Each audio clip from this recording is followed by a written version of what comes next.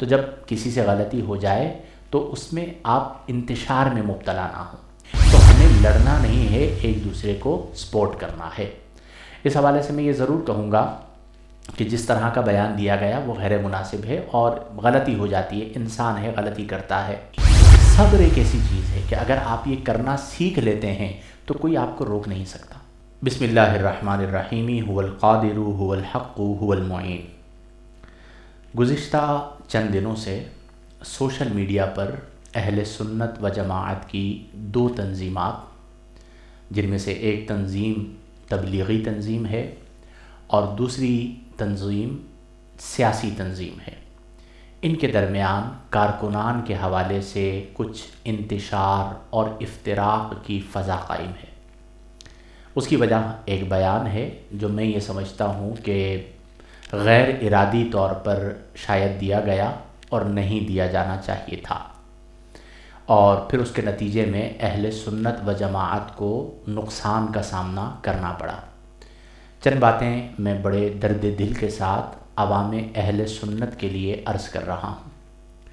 سب سے پہلی بات، کوئی بھی تنظیم ہو، چاہے وہ سیاسی ہو چاہے وہ غیر سیاسی ہو، اگر وہ اہل سنت کی تنظیم ہے تو ہم سب کو چاہیے کہ ہم دل سے اسے تسلیم کریں، اور کوئی بھی ایسی بات یا کوئی بھی ایسا کام نہ کریں جو اس کے لیے سبب نقصان ہو.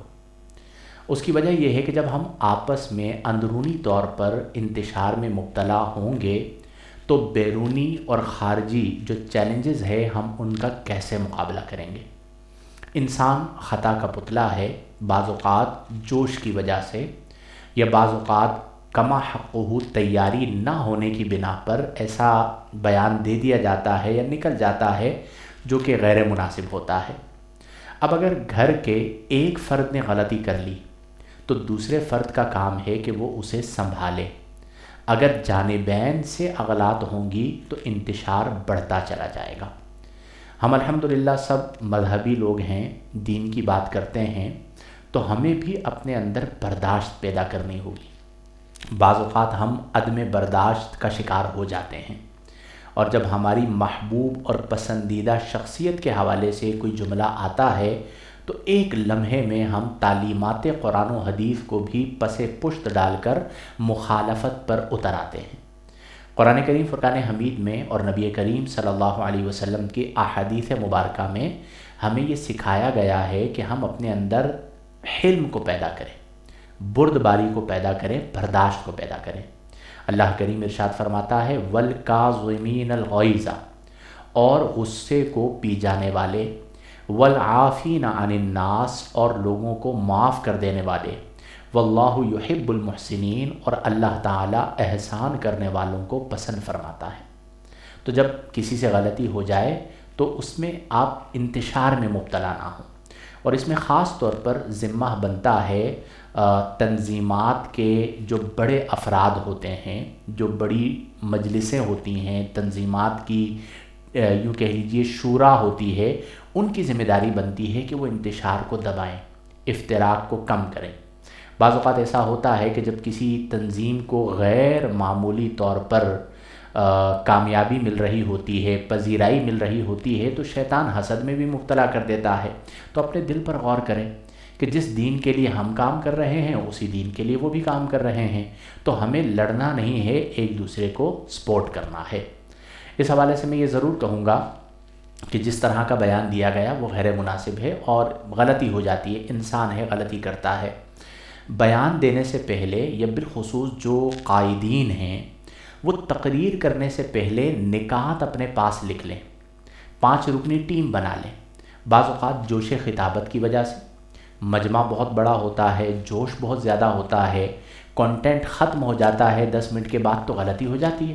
تو جب آپ کے پاس پہلے سے نکات موجود ہوں گے اور آپ نے اس پہ مشورہ کیا ہوا ہوگا تو آپ کے غلطی کے جو امکانات ہیں وہ کم ہوتے چلے جائیں گے. باقی ماشاءاللہ آپ سمجھدار ہیں. میرے عرض کرنے کا مقصد یہ ہے کہ مزید ہمیں اپنے آپ کو غلطیوں سے بچانا ہے. ہم اب غلطیوں کے متحمل نہیں ہو سکتے. بہت سارے انتشارات اور افتراقات ہمارے ہاں آلریڈی موجود ہیں. تو بالکل جتنے بھی کارکنان ہیں دونوں تنظیمات کے، سیاسی و غیر سیاسی تنظیمات، ہم سب ایک ہیں۔ وہ کسی شاعر نے بہت خوبصورت ایک شعر کہا ہے جو مجھے یاد آ رہا ہے کہ فرق اصلاً نہیں تم دونوں میں لڑتے کیوں ہو، فرق اصلاً نہیں تم دونوں میں لڑتے کیوں ہو، جبکہ تم ایک ہو آپس میں جھگڑتے کیوں ہو۔ تو جب ہم ایک ہیں تو ہمیں جھگڑنا زیب نہیں دیتا، قربانی دینا سیکھیں، ہمارا دین قربانی سکھاتا ہے۔ ٹھیک ہے مسائل ہوتے ہیں، میں بھی اپنی زندگی میں ایک مدت مدید تک ایسے بہت سارے مسائل سے گزرا، بہت ساری چیزوں کا سامنا کرنا پڑا، لیکن آپ یقین کیجئے کہ میں یہ بات حلفاً کہہ رہا ہوں واللہ العظیم، صبر ایک ایسی چیز ہے کہ اگر آپ یہ کرنا سیکھ لیتے ہیں تو کوئی آپ کو روک نہیں سکتا، کوئی آپ کی راہ میں رکاوٹ نہیں ڈال سکتا، کوئی آپ کو منع نہیں کر سکتا۔ اور ہمارے دین نے تو ہمیں یہی سکھایا، نبی کریم صلی اللہ علیہ وسلم کو کس قدر اذیتیں دی گئی، لیکن پیارے نبی صلی اللہ علیہ وآلہ وسلم نوازتے چلے گئے اور معاف کرتے چلے گئے۔ تو آپس میں بھی دلوں کے بغض کو ختم کریں۔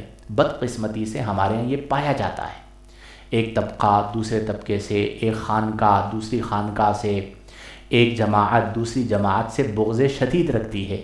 بعض اوقات تو قال اللہ قال الرسول کو بھی عام نہیں کیا جاتا، چونکہ اس کا تعلق میرے طبقے سے نہیں ہے، میری جماعت سے نہیں ہے، میری تنظیم سے نہیں ہے، نہیں، یہ نہیں ہونا چاہیے۔ اور کچھ تنظیمات ایسی ہیں جو بہت بڑا کام کر رہی ہیں، اور ان کی اپنی عادت یہ ہے کہ وہ کسی پر تنقید نہیں کرتے، کسی کو برا بھلا نہیں بولتے، کسی کی پالیسی پر اعتراض نہیں کرتے، اپنے کام میں لگے رہتے ہیں۔ جب وہ آپ پر اعتراض نہیں کرتے، آپ کے طریق پر گفتگو نہیں کرتے، تو آپ کو کیا حق حاصل ہے کہ آپ اس پر گفتگو کریں؟ اور ماشاءاللہ اس موقع پر بھی ان کی جانب سے بہت اچھے طریقہ کار سے چیزوں کو دبایا گیا، خاموش کروایا گیا کہ جی جواب نہیں دینا، انتشار نہیں کرنا، پیار محبت سے عام کرنا ہے چیزوں کو۔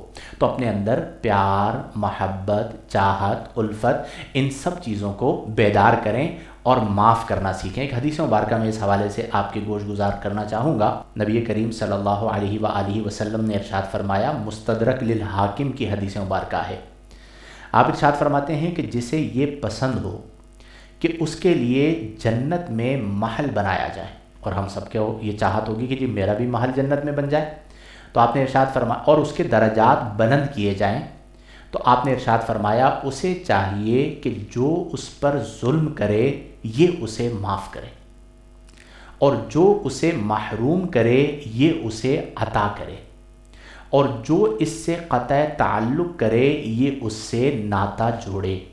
اب یہ ہمارے پیارے نبی صلی اللہ علیہ وسلم کا فرمان ہے۔ اسی طرح آپ نے ارشاد فرمایا، صل من قطعک واعف عمن ظلمک واحسن الی من اساء الیک، کہ جو تجھ سے رشتے کو کاٹے تو اس سے رشتے کو جوڑ، جو تجھ سے قطع تعلق کرے تو اس سے تعلق اور ناطے کو جوڑ، وَأَحْسِنْ إِلَىٰ مَنْ أَسَاءَ إِلَيْكَ، اور جو تیرے ساتھ برائی سے پیش آئے تو اس کے ساتھ بھلائی سے پیش آ، وَاعْفُ عَمَّنْ ظَلَمَكَ، اور جو تجھ پر ظلم کرے تو اسے معاف کر دے۔